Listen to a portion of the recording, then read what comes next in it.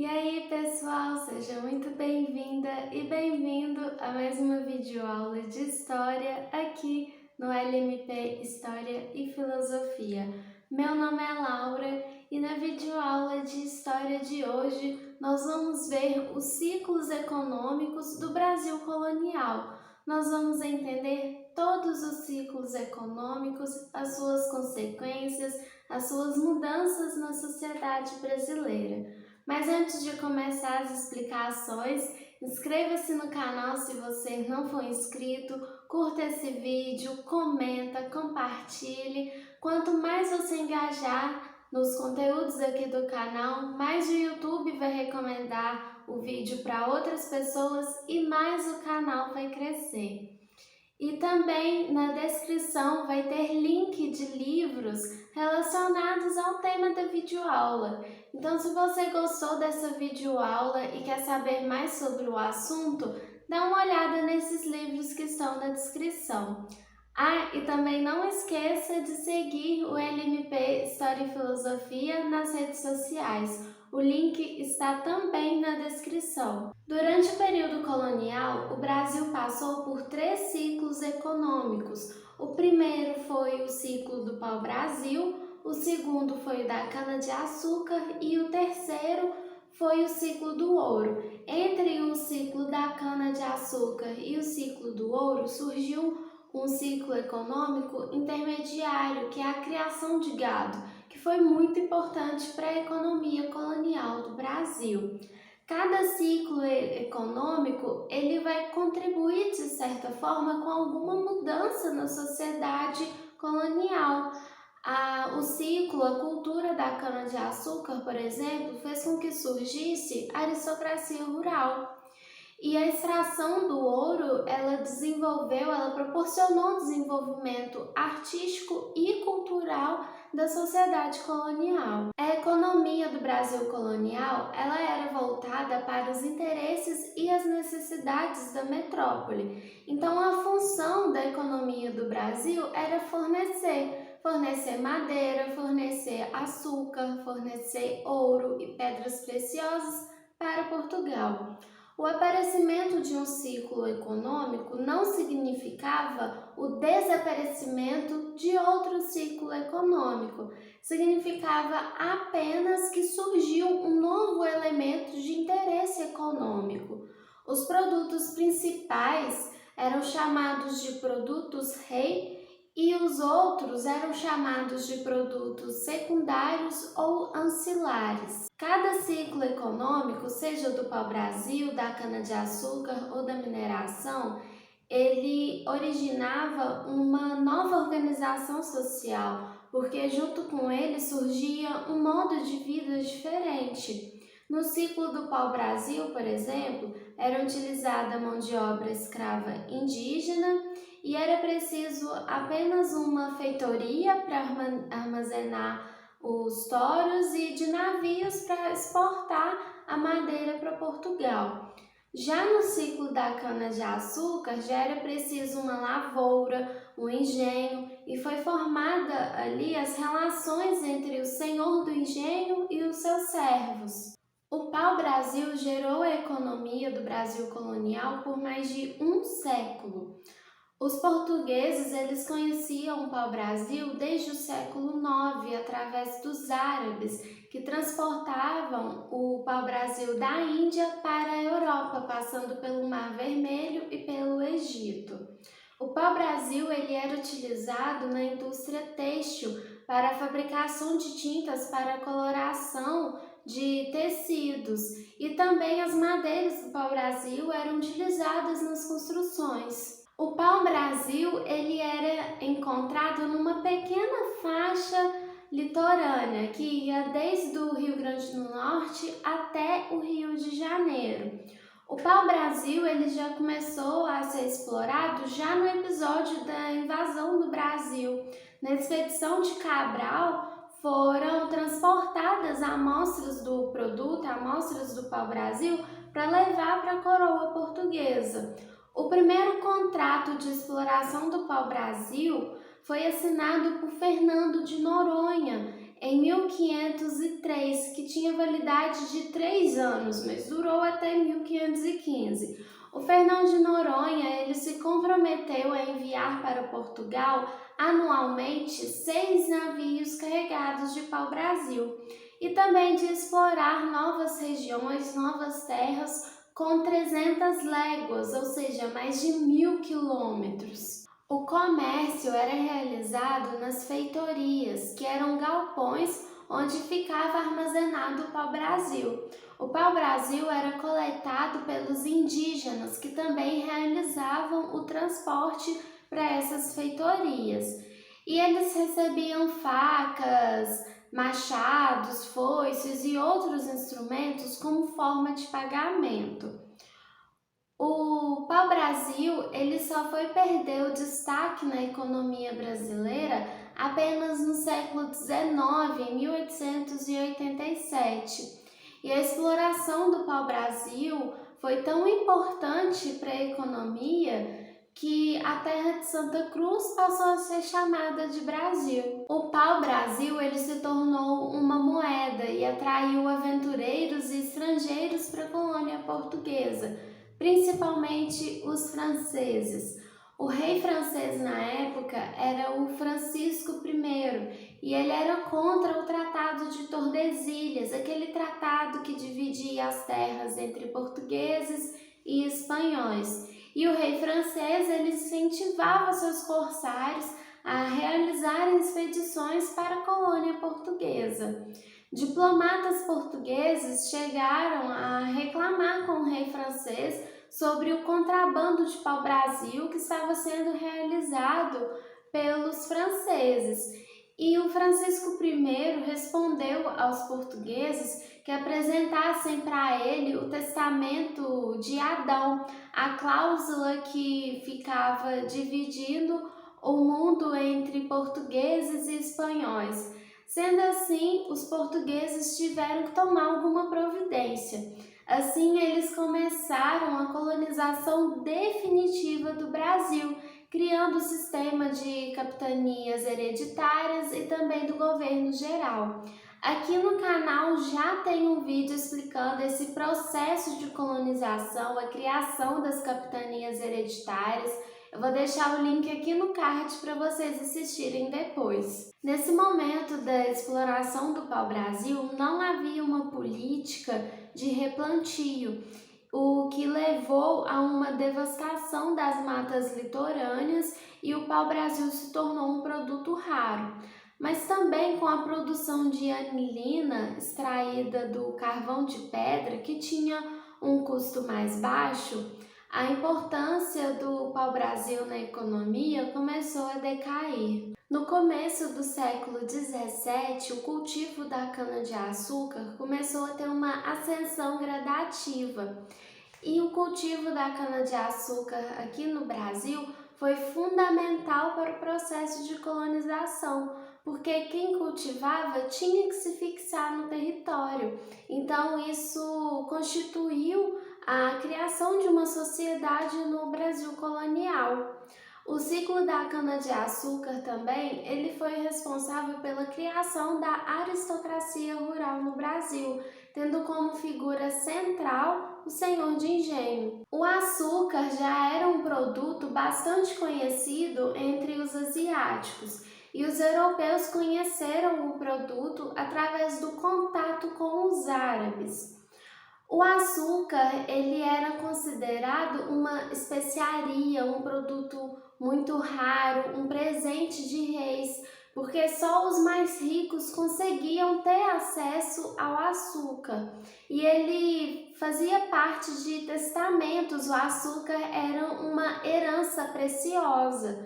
Foi através dos portugueses que o cultivo e o consumo de açúcar se tornaram mais populares. O cultivo da cana-de-açúcar começou na capitania de São Vicente, onde foram instalados os primeiros engenhos de açúcar no Brasil na década de 1530.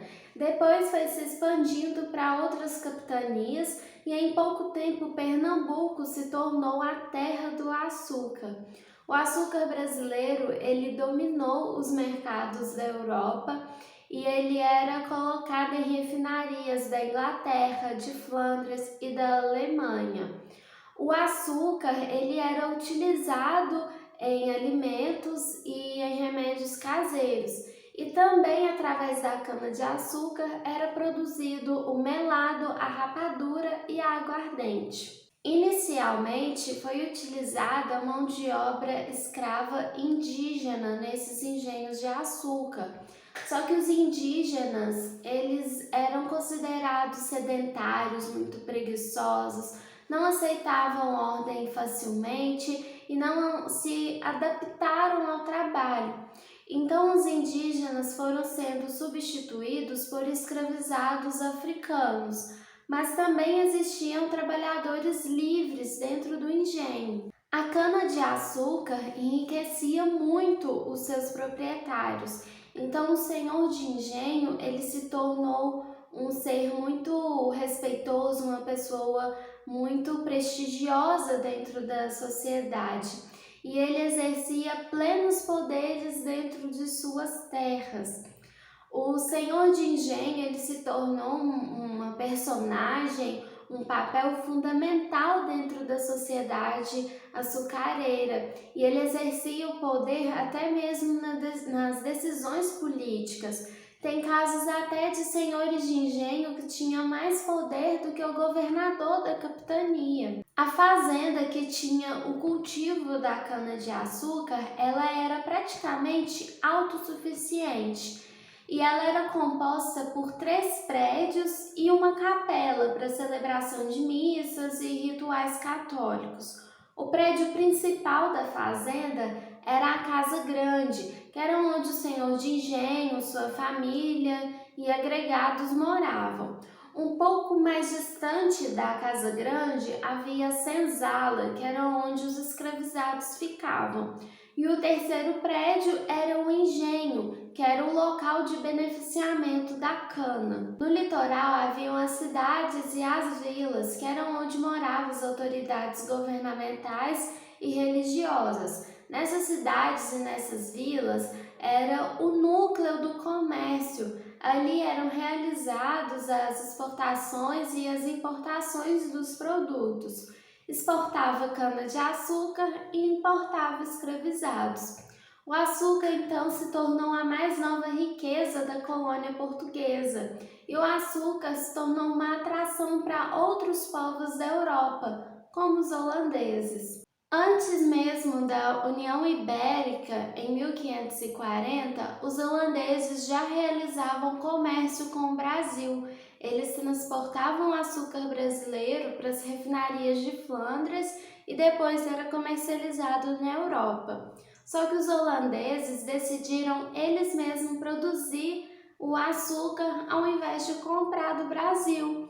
Então eles invadiram o Brasil e criaram uma colônia holandesa no norte do Brasil, em 1624.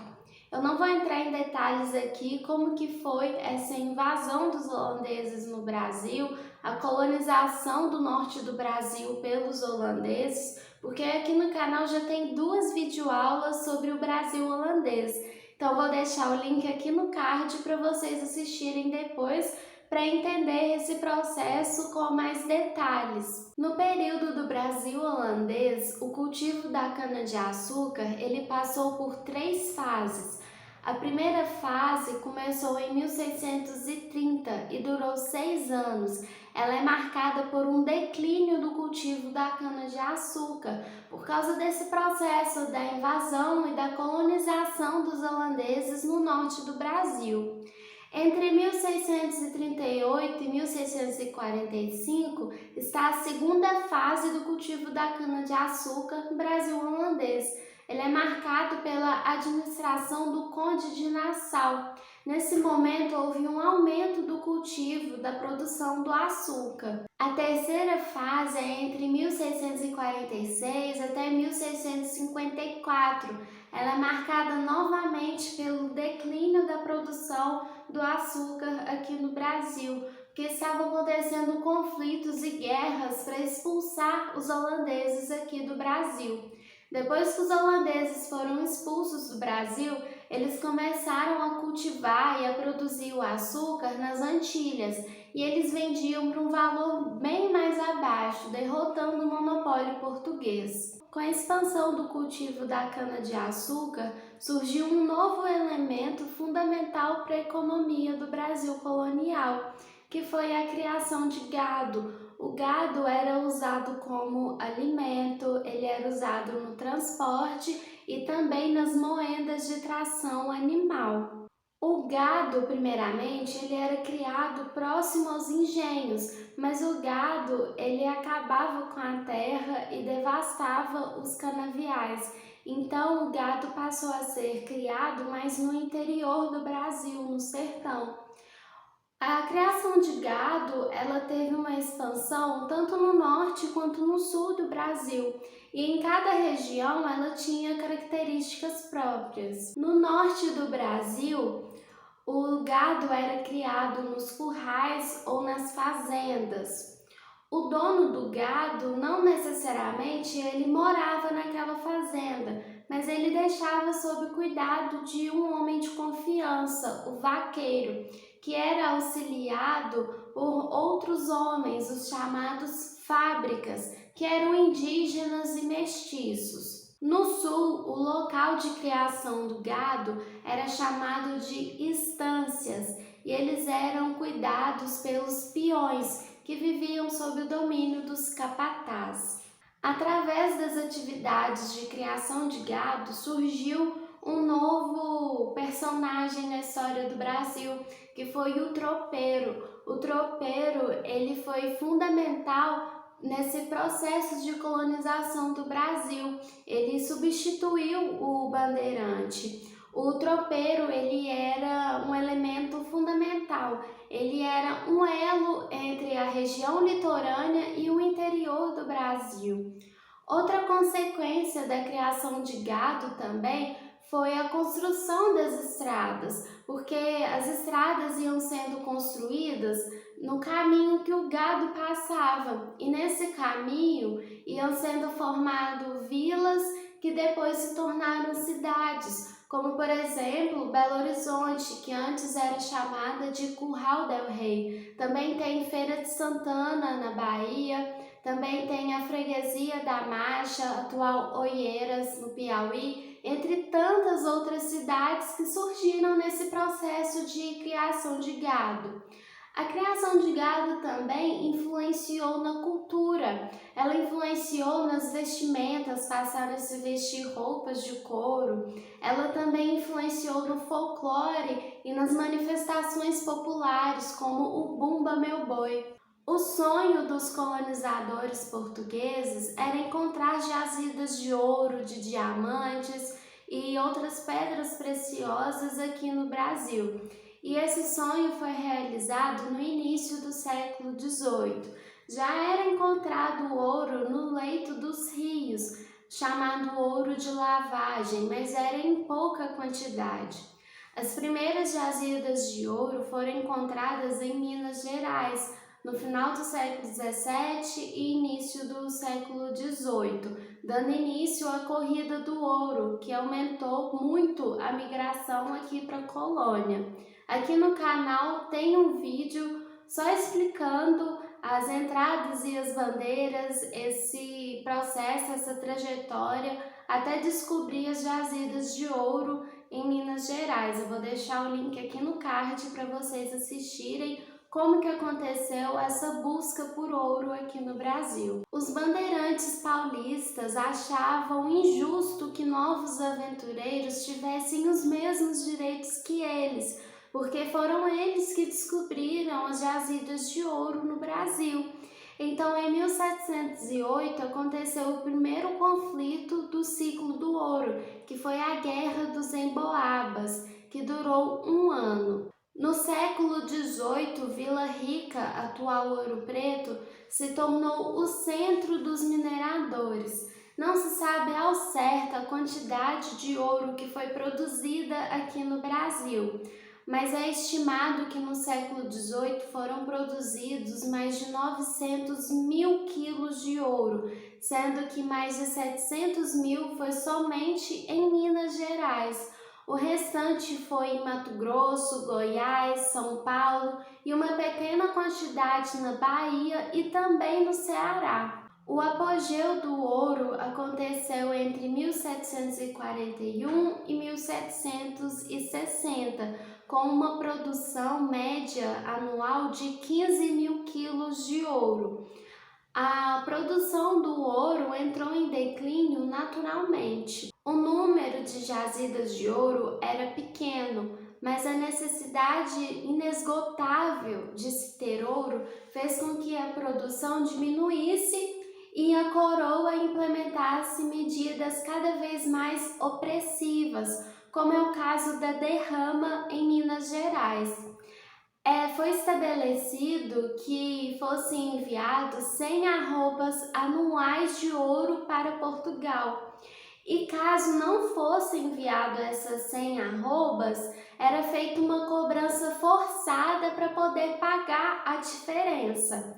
A derrama foi uma das causas da Inconfidência Mineira, em 1789. O ciclo do ouro teve uma vida curta, mas foi muito intensa. Provocou grandes conflitos políticos e crises sociais no Brasil inteiro. O ciclo do ouro provocou uma forte centralização administrativa, como aconteceu no período pombalino. A mineração, o ciclo do ouro, também provocou a transferência da capital do Brasil. Antes era Salvador e em 1763 transferiu para o Rio de Janeiro, porque era no Rio de Janeiro que estavam os portos que eram exportados o ouro, os diamantes e as pedras preciosas para a metrópole. Na área cultural, o ciclo do ouro influenciou no desenvolvimento do barroco, tendo como principal representante o Antônio Francisco Lisboa, o Aleijadinho. A literatura nesse momento também teve como representantes o Tomás Antônio Gonzaga, o Cláudio Manuel da Costa e o Alvarenga Peixoto, que participaram da Inconfidência Mineira. Essa então foi a videoaula de hoje explicando os 3 ciclos econômicos do Brasil colonial, o ciclo do pau-brasil, da cana-de-açúcar e do ouro. E também expliquei sobre a criação de gado, que é considerado um ciclo intermediário entre a cana-de-açúcar e o ouro. Não esqueça de curtir esse vídeo, de comentar, de compartilhar, vamos engajar muito no conteúdo aqui do canal. Não esqueça também de seguir o LMP nas redes sociais, é tudo LMP História e Filosofia. Acesse os livros que estão aqui na descrição. Bons estudos e vejo vocês na próxima videoaula. Até mais!